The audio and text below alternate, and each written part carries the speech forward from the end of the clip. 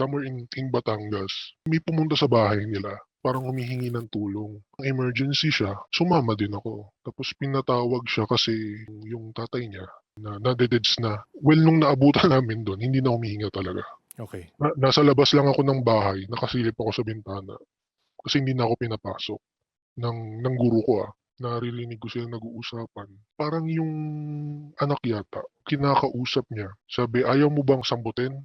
Tapos sabi nung anak, ayaw niya daw. Kasi yung tatay niya, may mutya. Ano yung mutya? Galing siya sa nature, madalas bato, bibigay siya ng iba't ibang mga kakayahan dun Okay. sa may-ari. Yung nandun sa tatay niya is yung mutya ng alikbangon. Nilulunok yun eh. Oo. Tapos hindi na siya lalabas sa katawan mo. Pag napatay ka, kunwari sabihin natin, binaril ka, patay ka, di ba? Oo. Basahin ka ng tubig, bubuhay ka na naman. Okay. Wow. Ganun yung sa tatay niya, yung Oo. hawak niya. Oo. Yung tatay niyan yun, may sakit ng TB yun. Tapos, ayaw saluhin ng mga anak niya. Yung mutya niya? Oo, ayaw. Kasi nakita ko talaga, yung bangkay niya, parang nagiging grayish na siya. Nag-uusap sila doon, then yung apo, merong hawak-hawak na tabo. Dinawdaw niya yung kamay niya doon sa loob ng tabo, tapos winisik niya doon sa mukha ng lolo niya. Oo. Yung lolo niya bumangon. Pero patay na itsura? Yes, Oo, oo. oo. Mukha ng zombie talaga. Oo. Tapos kinausap ng guro ko. Sabi, "Oh, tatang, gusto mo na ba talagang mamahinga?" Parang gano'n.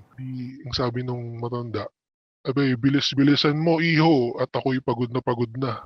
Ang ginawa, pinakuha sila ng gatas ng ina, tao. Tapos isang biling ng kawayan, yung putol, kahit yung maliit lang. Then nung nakuha, nilagay sa baso, tapos isinawsaw yung biling ng kawayan, tapos dinasalan. Tapos inabot ng guro yung baso doon sa anak. Tapos, "Oh, ipainom mo yan, hindi na babangon ulit yan." Nung ininom na nung matanda, maya-maya winisikan nila ng tubig, hindi na bumabangon. Ba't walang umangkin? Ayaw rin nila? Ayaw nila, eh. Kasi Oo. ang nabanggit din kasi sa'kin ng guro ko nun, sa lahat daw ng mga mutya, yun yung pinakaayaw niya. Kasi imaginin mo meron kang gano'n, tapos dinilibing ka na. Oo. Nasa Oo. loob ka ng kabaong, eh, 'pag umulan Oo, siyempre mabasa ka. papasok yung tubig dun sa Oo. loob ng kabaong. 'Di magkakalampag ka nun, Oo, 'di oo. ba? Tapos Oo. mamamatay ka na nun, eh, may tubig. Oo. Patay buhay nangyayari sa'yo. Oo nga.